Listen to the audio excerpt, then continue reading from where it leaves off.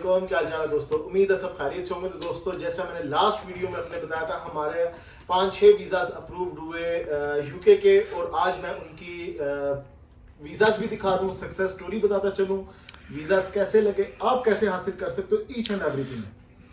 देखिए, मैं अभी कुछ दिनों से ऐसी वीडियोस बना रहा हूँ कि जिसमें आप खुद अपना प्रोसेस करके जा सकते हो, आपको किसी कंसल्टेंट एजेंट के पास जाने की जरूरत नहीं पड़ेगी।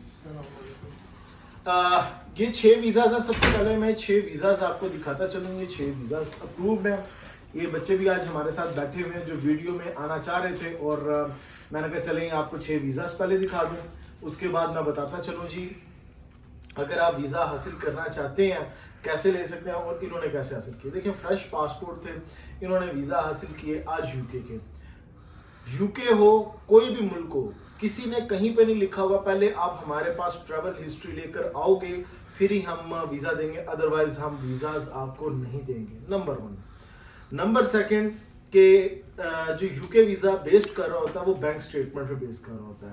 अगर बैंक स्टेटमेंट आपकी ठीक हो, प्रॉपर बनी हो, तो मेरे भाई आपका वीज़ा डेजिग्नेशन जैसा भी होगा, ट्रैवल हिस्ट्री होगी नहीं होगी, डजेंट मैटर, क्योंकि ये वीज़ा सिर्फ 2 चीज़ों पर बेस कर रहा होता है।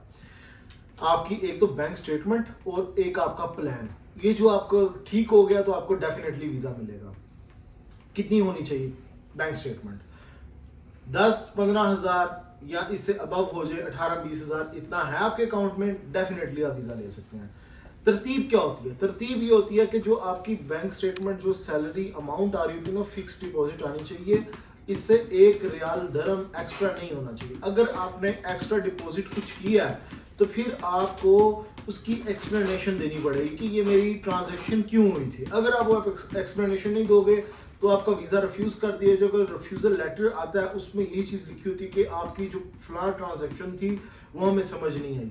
और सेंस वाली भी बात है कि आपकी अगर सैलरी 10,000 रियाल या दरम है, जितनी भी है, तो आपको तो उतनी आनी चाहिए कंपनी की तरफ से। अगर कुछ एक्स्ट्रा डिपॉजिट हो रहा है तो वो क्यों हो रहा है, अगर हो रहा है तो उसकी एक्सप्लेनेशन क्यों नहीं दी आपने।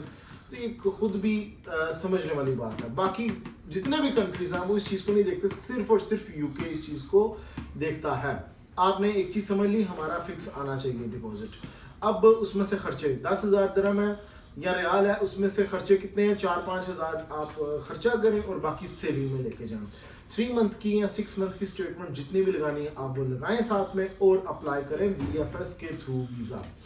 अब VFS के थ्रू जो वीज़ा अप्लाई होना है दोस्तों, उसमें आप एक फॉर्म फिल करोगे। ऑनलाइन फॉर्म होता है जिसमें चेक एंड क्लिक्स और कुछ पर्सनल इंफॉर्मेशन होती है। लाइक मैं इसकी लाइव एग्जांपल देता चलूँ, जैसा कि अब ये पासपोर्ट है, इसके ऊपर हर चीज़ है। इसमें आपने देख लेना है फ़ोन सॉरी इनका name, date of birth, father name, इनके फिर फैमिली डिटेल्स, उसके बाद work detail, home detail, educational details, उसके बाद ट्रैवल हिस्ट्री। ट्रैवल हिस्ट्री की जहाँ तक बात आती है, अगर आपके पास है ठीक, नहीं तो आप स्किप कर सकते हो, क्योंकि जो यूके जब फॉर्म भी आप फिल करते हो, अगर आपने पूरी दुनिया में ट्रैवल किया हुआ ना, 3-4-5 कंट्रीज का, बल्कि बहुत सारे कंट्रीज की चेकलिस्ट उसमें आती है जिसमें बोला जाता है अगर आपने इन कंट्रीज का ट्रैवल किया हुआ है तो आप वो मेंशन करें, जिसमें अमेरिका, कनाडा, ऑस्ट्रेलिया, न्यूजीलैंड, फिर शेंगन के तमाम कंट्रीज आ रहते हैं।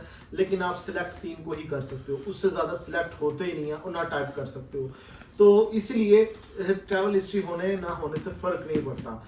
लेकिन जब आप पासपोर्ट देते हो VFS में जाके, वो जो करंट पासपोर्ट होता है वो पूरा स्कैन कर लेते हैं। स्कैन करने के बाद जी आपके वहाँ पे फिंगरप्रिंट्स और लाइव पिक्चर उतर जाती है। उसके बाद क्या होता है जी, आपने पासपोर्ट विड्रॉ करवाना चाहते हो, पासपोर्ट विड्रॉ भी करवा सकते हो। ज़रूरी नहीं आप पासपोर्ट वहाँ पे एम्बेसी के पास छोड़ दें। आप कहते हो कि जी मैंने ट्रैवल करना है, तो मैं फ्रीक्वेंट ट्रैवलर हूँ या मुझे ज़रूरत है 386 दरम्स या इसके इक्वल रियाल्स, वो आप पे करोगे ऑन द स्पॉट VFS में।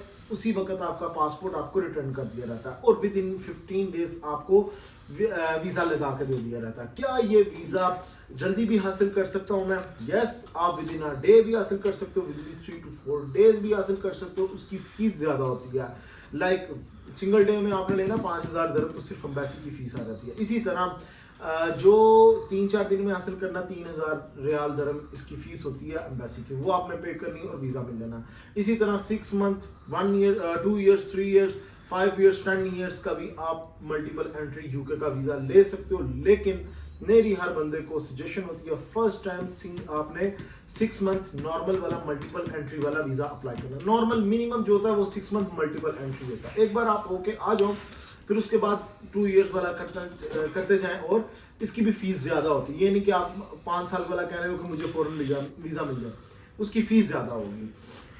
बाकी कैसे अप्लाई करना है, आप UKVI ये गूगल पे लिखें, उस सर्च करें, फॉर्म आएगा, फॉर्म को आप फिल करें, पैसे पे करें। एम्बेसी की फ़ीस तकरीबन 500 550 दिरहम के इक्वल होती है, वो आप पे करें और वीज़ा हासिल करें। मेरे साथ बच्चे बैठे हुए कह रहे थे हम भी कुछ बात करना चाहते हैं, तो बच्चों बताओ कैसा लगा आज आपको वीज़ा लेके, और क्या प्लानिंग्स हैं आपकी नेक्स्ट, बताओ हमारे वीडियो से।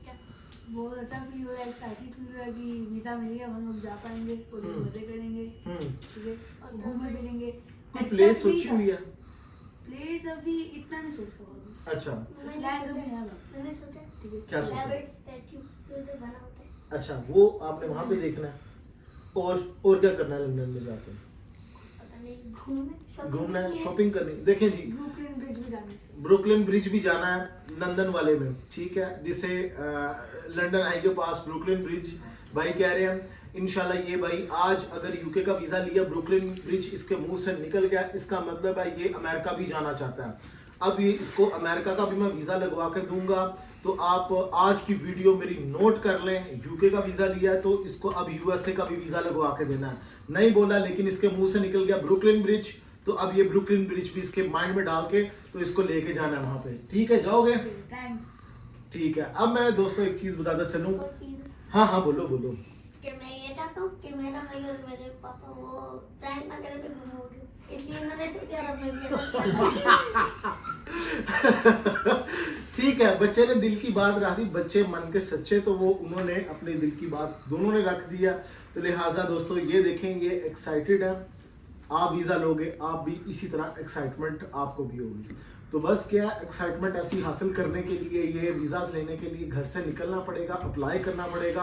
मैं नहीं कहता हूँ मेरे से अप्लाई करोगे तो वीज़ा लगेंगे, आप खुद भी अप्लाई कर लोगे ना घर बैठे, मैंने इसीलिए प्रोसीजर पूरा बताया, आपके वीज़ास लग जाएंगे। बस ये थोड़ी कोशिश करते रहना है, रिफ्यूज़ल से लगी है, डरना नहीं, परेशान नहीं होना, उसके भी सोल्यूशन है। बस उस रिफ्यूज़ल लेटर को देखना है आपने, और उसमें जो पॉइंट रेस किए हुए हैं उनको क्लियर करें, अगेन अप्लाई करें, आपके अगेन वीज़ास लग जाएंगे। तो गाइस नेक्स्ट वीडियो मिलूंगा नए टॉपिक पे, ख्याल रखें अपना, टेक केयर, अल्लाह हाफिज़।